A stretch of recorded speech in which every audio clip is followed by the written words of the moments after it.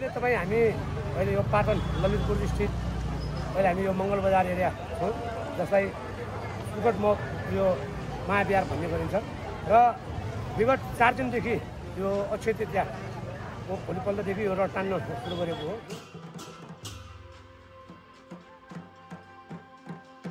जुन कि राटो मसिनो नाटकोमा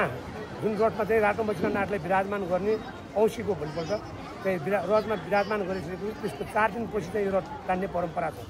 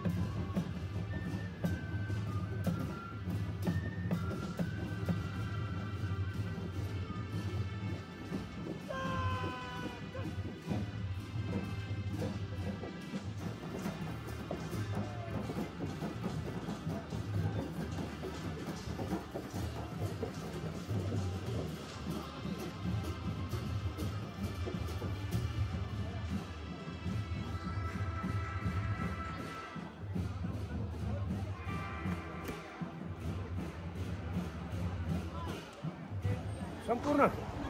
भएभरका अब नेपाल अधिराज्य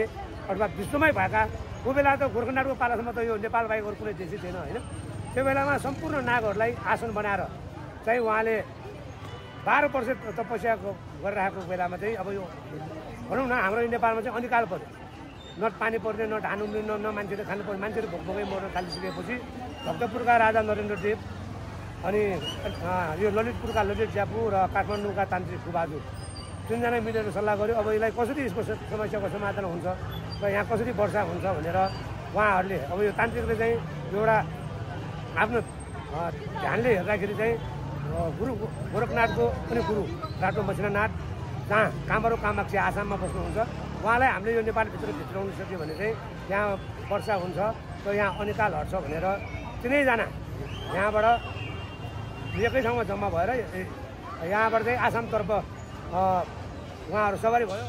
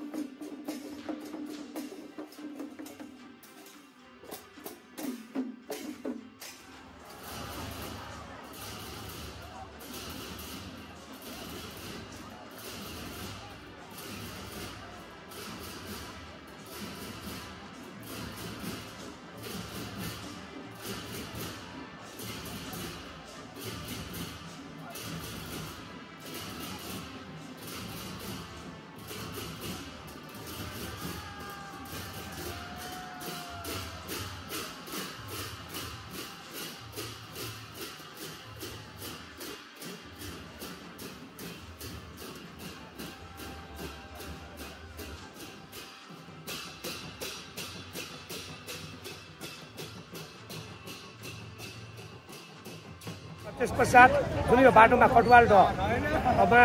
बिच भागमा चाहिँ साँपले बाटो छेक्यो र तान्त्रिकले पनि एउटा आफ्नो जुक्ति निकालेर ल तपाईँले हामीले खाने भए खानु मार्ने भए मार्नु तर तपाईँ ठुलोमा सानोमा कतिसम्म हुनसक्छ देखाउनु भनेर राजा अब तिनैजनाले नागलाई बिन्ती भाव गरेपछि म सानोमा त्यो कमण्डलमा छिर्छु भनेर सक्छु भनेर चाहिँ नागले भनेर नाग चाहिँ कमण्डलभित्र छिरे बेला तान्त्रिकले आफ्नो मन्त्रद्वारा चाहिँ त्यो कमण्डललाई छोप्यो छोपेपछि नाग त बाहिर आउनु पाएन र नागलाई चाहिँ कस्तो भन्दाखेरि एउटा वचन लिएर र हामीले यो तिमीले यदि पुल तार्ने बाटो बनाइदिनु हो भने चाहिँ म तिमीलाई छोडिदिन्छु भनेर जुन यो कर्कोटक नागराजको रूपमा चाहिँ अहिले जुन भैरव राखेको छ त्यसलाई लिन्छ र कर्कोटक नागराजले पुल बनाइदिएपछि चाहिँ तिनैजना आमा र कामाख्यामा गएर यो रातो मसिनो नाचलाई लिएर आएको भने त्यो जनश्रुति रहिआएको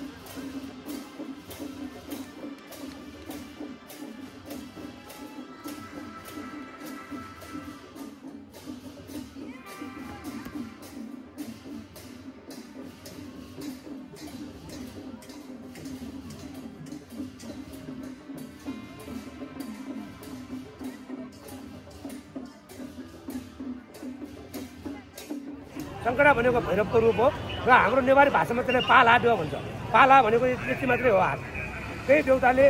रातो मसिना नाटलाई उसको ठाउँबाट जान लागिसकेपछि रोकेको जुन कटवाल डोमा र त्यही ठाउँमा गएर प्रत्येक वर्ष यहाँका तान्त्रिक गुबाजुहरू गएर मध्यरातमा हवन पूजा आजा गरी रातो मसिना नाटलाई भमराको रूपमा एउटा मोलिनी भन्ने एउटा आइमाईको पेटमा र अर्को हाम्रो यो पान्चु गोबाजुको पेटमा राख्ने र भमरा कसको रूपमा पेटमा छ भनेर चाहिँ थाहा। पेट भनेको मतलब नाइटो नाइटोमा ल्याएर यो ल्याइसकेपछि तपाईँको भैँसीपाटीमा आइसकेपछि जुन हामी तल एकान्त कुनाको पुलमा झर्छौँ त्यहाँ आएपछि बाजा गाजा गर्नु हुँदैन, बजाउनु हुँदैन, हल्ला गर्नु हुँदैन र त्यसमाथि कुनै पनि घन्टा पनि बजाउनु हुँदैन। यो थाहा पायो भने नागराज आएर उसलाई उसको आमाहरू आएर उसलाई रातो मसिनो नाटलाई फिर्ता लिने जुन अहिले परम्परा अनुसार चाहिँ त्यस ठाउँमा आएर बाजा बजाउँदैन। त्यसै गरी प्रत्येक 12 वर्षको जात्रामा चाहिँ बचिनो नाटलाई घुमाएर ल्याउँदाखेरि भुट्क्यो भन्ने ठाउँमा पनि त्यहाँ पनि हल्ला गुल्ला गर्नु नहुने, बाजा गाजा बजाउनु नहुने चाहिँ अहिले प्रचलन छ।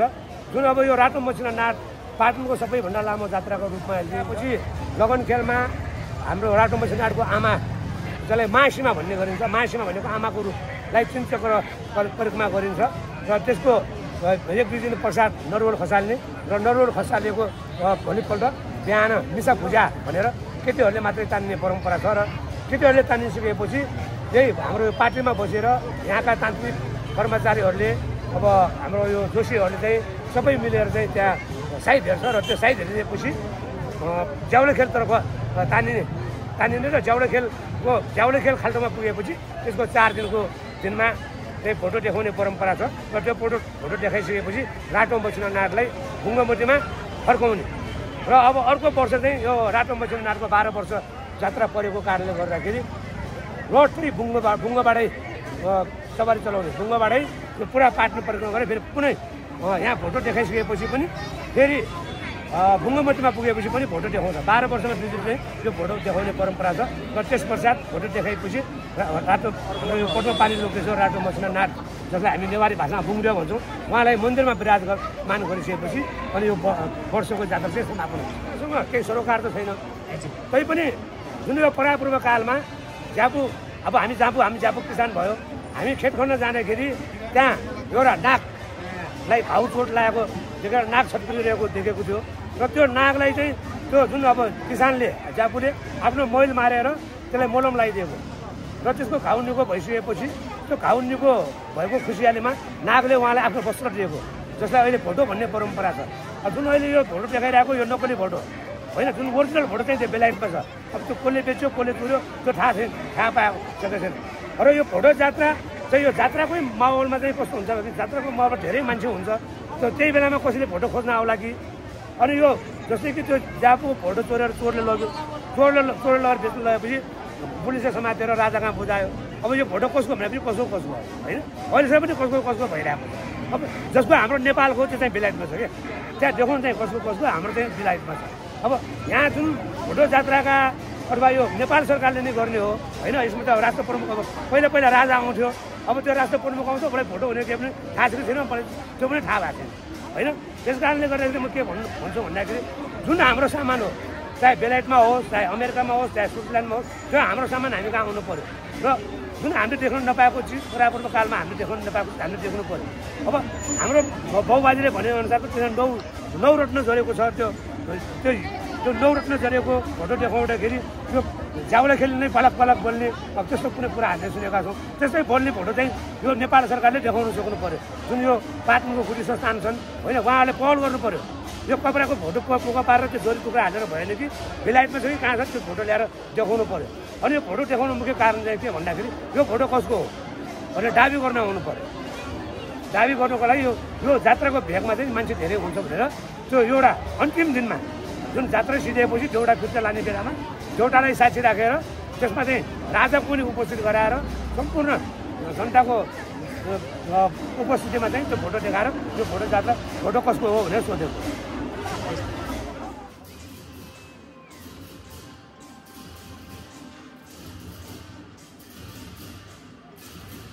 बुधबारको दिनमा हाम्रो नेवारी परम्परा अनुसार हामीले बहु राख्ने भन्ने अथवा त्यसलाई भुट पन्छाउने भन्छ।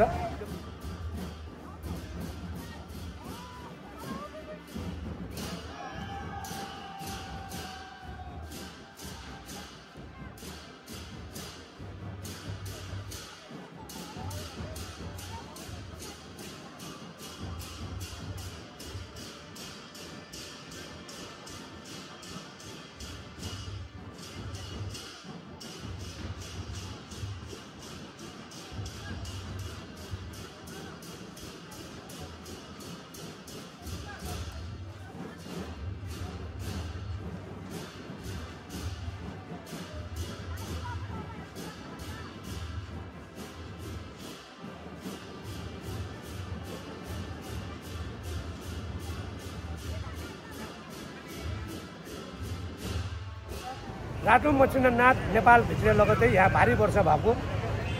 कारणले गर्दाखेरि राटो मच्छिन्द्रनाथलाई वर्षा तथा सहकालका देवता पद्म पानी लोकेश्वर भन्ने गरिन्छ।